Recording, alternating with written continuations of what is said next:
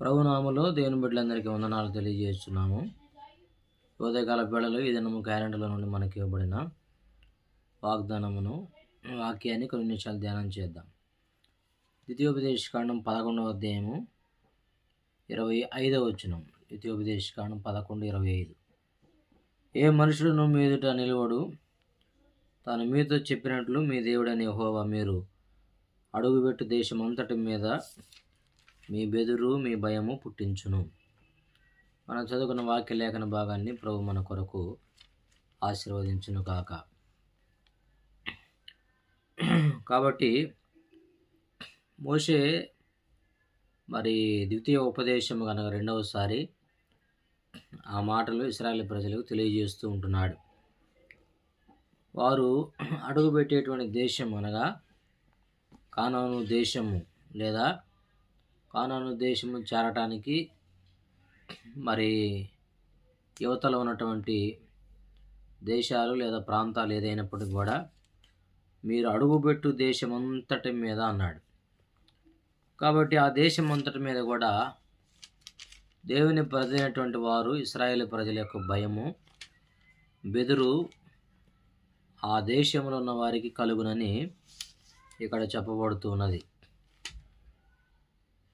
కాబట్టి దేవుని ప్రజలైన వారి భయము ఆ పట్టణముల మీద ఉండాలి. అందుకనే వాళ్ళు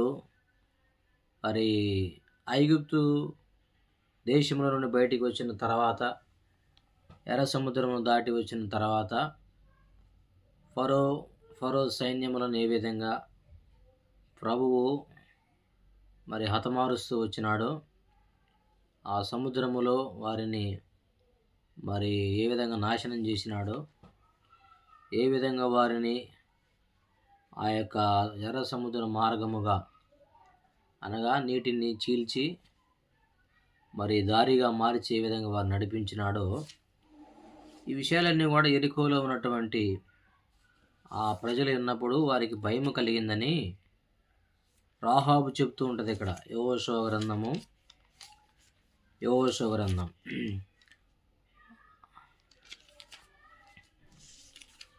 అధ్యాయము 9వ వచనం. యెహోవా ఈ దేశమును మీకు ఇచ్చుచున్నాడనియు, మీ వలన మాకు భయం పుట్టుననియు, మీ భయం వలన ఈ దేశ నివాసులందరికీ ధైర్యము చెడుననియు నేను ఎరుగుదును.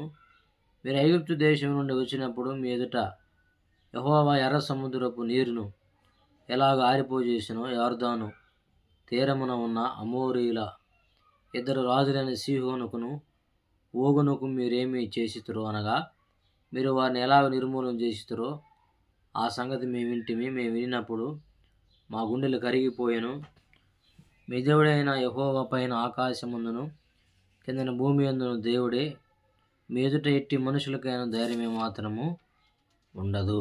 ఇది రాహాబు అనేటువంటి వేశ్య ఈ మాటలు వారితో తెలియజేస్తున్నది. వేగుల వారు రాహాబు ఇంటికి చేరుకున్నప్పుడు యెహోషువ వేగుల వారిని పంపినప్పుడు యెరికోను చూసి రమ్మని ఆ ఇద్దరు రాహాబు ఇంటికి చేరిన తర్వాత వారు పండుకొనక మునుపు ఈ మాటలు తెలియజేస్తున్నది. మీ భయము ఈ దేశ నివాసులకు పుట్టును, మీది భయము వలన ఈ దేశ నివాసులందరికీ ధైర్యము చెడును అని చెప్తున్నది. కాబట్టి ఇప్పుడు దేవుని ప్రజలైన వారికి శత్రువు దేశస్థులు ఆ దేశస్థులు భయపడడానికి గల కారణం ఏమిటంటే దేవుని ప్రజలైన వారిని బట్టి కాదు, కానీ దేవుడు వారి పక్షంగా చేసినటువంటి కార్యాలను బట్టి, వారు ఆ జీవము కలిగినటువంటి దేవుణ్ణి కలిగి ఉన్నదాన్ని బట్టి, ఆయనను బట్టి మాత్రమే. కాబట్టి గొప్ప కార్యములు జరిగించింది దేవుడే. ఆ యొర్దాను నదిని పాయలుగా చేసింది, ఎర్ర సముద్రమును పాయలుగా చేసి వారు నడిపించింది. ఆయన పగటిలో మేఘస్తంభముగా, రాత్రిలో అగ్నిస్తంభము ఉండి వారు నడిపించిన సంగతి, ఫరో రథ సైన్యములను, ఆ యొక్క గుర్రములను సమస్తను కూడా నీటి చేత ముంచివేసిన సంగతి, ఐగుప్తులో దేవుడు చేసినటువంటి ఆ 10 తెగుళ్ళు ఏ విధంగా వారి మీదకి రప్పించాడో, వాటిలో నుండి దేవుడు ఏ విధంగా కాపాడాడో, ఈ విషయాలన్నీ కూడా శత్రువు దేశస్థులు తెలుసుకున్నప్పుడు వారికి భయం పుట్టింది. ఎవరిని బట్టి అంటే ఆ దేవుని బట్టి. అందుకే యెహోవా నామమును బట్టి. అందుకే అన్నాడు, ఫరో అంటాడు, నేను మిమ్మల్ని పోనిచ్చుటకు యెహోవా ఎవడంటాడు. అందుకని ఫరోకి దేవుడు ఏం చేశాడంటే యెహోవా అంటే ఎవడో చూపించాడు. కాబట్టి ఈ శత్రు దేశస్థులకి ఉన్నటువంటి భయము దేవుని ప్రజలైన వారిని బట్టి, మరి దేవుని ప్రజలకు భయపడటానికి గల కారణం వారు కలిగి ఉన్నటువంటి దేవుణ్ణి. అందుకే అంటాడు, నేను యెహోవా సన్నిధిలో నిలిచి ఉన్నాను అంటాడు ఎలీషా ప్రవక్త కూడా అంటాడు. అదేవిధంగా అబ్రహాము కూడా అంటాడు, యెహోవా సన్నిధిని నేను నిలిచి ఉన్నాను అంటాడు. ఆదికాండం 24వ అధ్యాయం 39-40 వచనాలు. అక్కడ అంటాడు, యెహోవా సన్నిధిలో నేను జీవించుచున్నానో ఆ యెహోవా నీతో కూడా తన దూతను పంపి అంటాడు. కాబట్టి యెహోవా సన్నిధిలో నిలబడి ఉన్నాడంటే జీవము గల దేవుని సన్నిధిలో భూమిని, ఆకాశమును, సముద్రమును, సర్వమును కలుగజేసినటువంటి దేవుని సన్నిధిలో ప్రతిరోజు నిలబడేవాడు ఉన్నాడు, మొరపెట్టేవాడుగా ఉన్నాడు.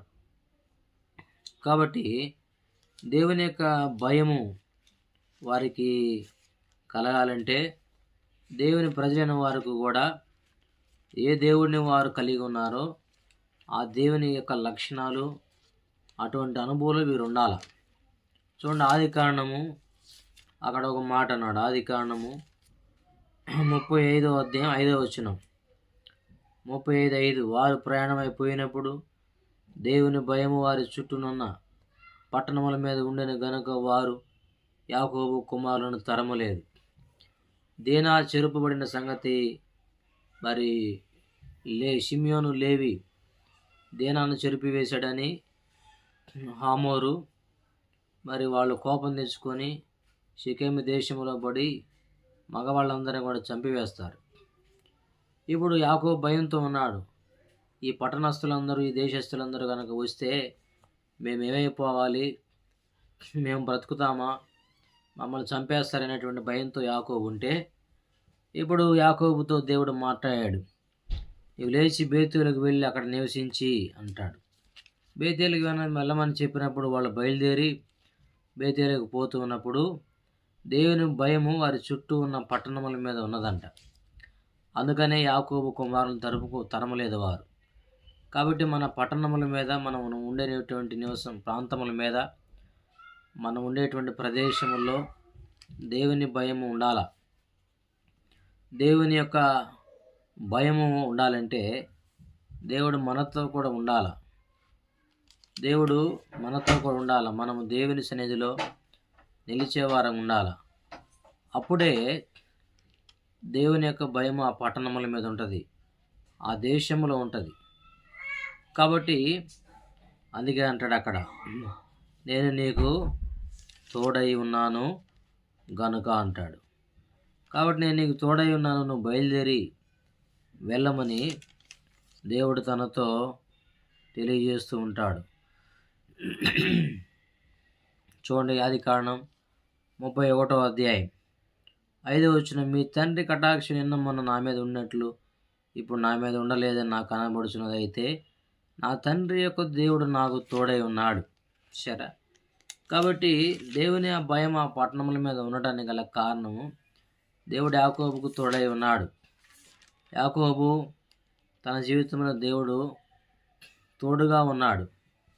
కాబట్టి దేవుడు మనకు కూడా తోడుగా ఉండాలంటే మనం కూడా దేవునికి మొరపెట్టే వారం ఉండాల, ప్రార్థించే వారం ఉండాల. కాబట్టి దేవుని యొక్క మీ బెదురు, మీ భయము వారికి కలుగును అన్నాడు. దేన్ని బట్టి అంటే వారిని బట్టి కాదు, కానీ వారు కలిగి ఉన్న సజీవుడైనటువంటి దేవుని బట్టి. కాబట్టి ఈ ఉదయకాల వేళలో మనము కలిగి ఉన్నటువంటి దేవుడు జీవము కలిగిన వాడు. కాబట్టి అందుకనే దేవుని యొక్క పిల్లలంటే చాలా భయభక్తులు కలిగి ఉంటారు. చూడండి, క్రైస్తవ్యాన్ని అంతం చేయాలని ఎంతోమంది ఇప్పటికీ ప్రయత్నాలు చేస్తూనే ఉన్నారు. కాబట్టి గొప్ప రాజు ప్రపంచ పటంలో ఇజ్రాయెల్ దేశాన్ని లేకుండా చేస్తానని చెప్పినాడు. ఈనాటికి అది సాధ్యపడలేదు. కాబట్టి దేవుని యొక్క బిడ్డల భయం మరి దేవుని బట్టి, కలిగి ఉన్న దేవుని బట్టి.